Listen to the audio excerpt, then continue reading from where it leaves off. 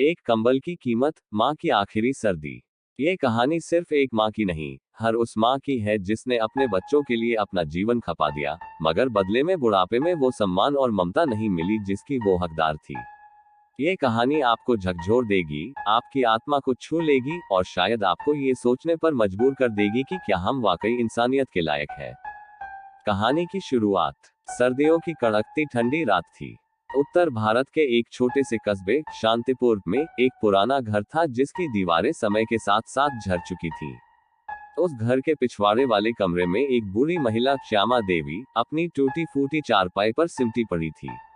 उस पर एक पुराना कंबल पड़ा था जो अब सिर्फ नाम का ही कंबल रह गया था। हड्डियां तक चीर देने वाली ठंड थी और श्यामा देवी का शरीर अब ठंड सहने की ताकत खो चुका था। वो कांपते हुए बस एक ही बात सोच रही थी, कल सुबह बेटे से कहूंगी, बेटा एक नया कंबल ला दे, बहुत ठंड लगती है। बचपन की यादें। श्यामा देवी की जिंदगी आसान नहीं थी। जब वो महज 30 साल की थी, उनके पति हरिशंकर जी का अचानक निधन हो गया। पीछे रह गया सिर्फ एक छोटा सा बेटा दीपक। उस दिन से श्यामा देवी ने अपनी सारी खुशियां, आराम और सपने दीपक की परवरिश में समर्पित कर दिए। सुबह 4 बजे उठकर दूसरों के घर में झाड़ू पोंछा, बर्तन कपड़े और दोपहर को खेतों में मजदूरी। दिन भर खटती रही, मगर कभी शिकायत नहीं की। बस मेरा दीपक पढ़ लिख जाए, कोई काबिल इंसान बन जाए, यही सपना है, श्यामा अक्सर खुद से कहा करती थी।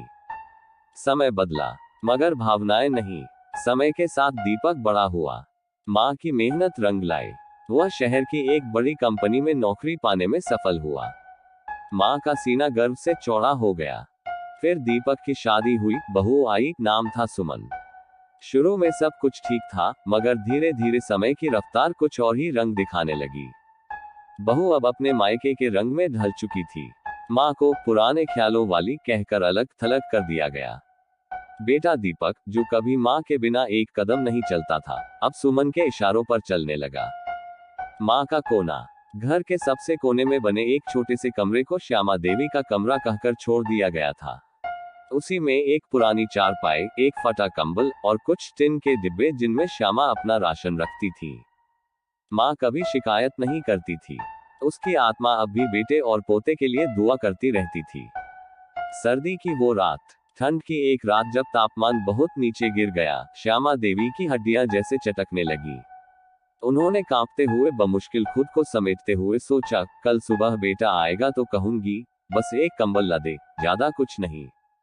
अगले दिन शाम को जब दीपक घर आया, माँ ने कांपती आवाज में कहा, बेटा इस बार ठंड बहुत ज्यादा लग रही है, एक नया कंबल ला दे, अब ये पुराना कुछ गर्मी नहीं देता।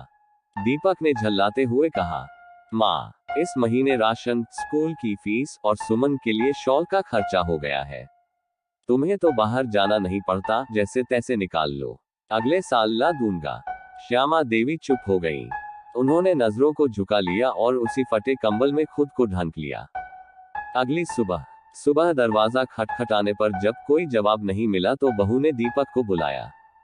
दोनों जब कमरे में पहुंचे तो श्यामा देवी हमेशा के लिए जा चुकी थी। उनकी कंठस्थ आंखें अब शांत थी, मगर लगता था जैसे उन्होंने रात भर ठंड में तड़पते हुए दम तोड़ा हो। दिखावा और दुनिया। दीपक ने माँ की अंतिम यात्रा बड़े ठाठ से कराई।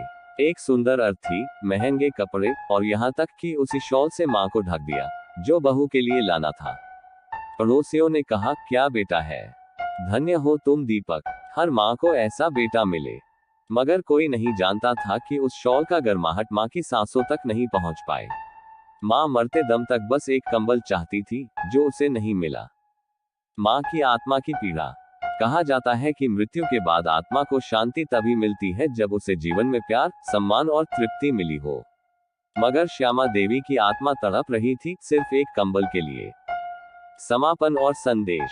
आज हम टेक्नोलॉजी, आधुनिकता और दिखावे की दुनिया में इस कदर खो गए हैं कि हमारे ही माता पिता, जिन्होंने हमारे लिए अपनी जिंदगी कुर्बान की, उन्हें हम अनदेखा कर देते हैं।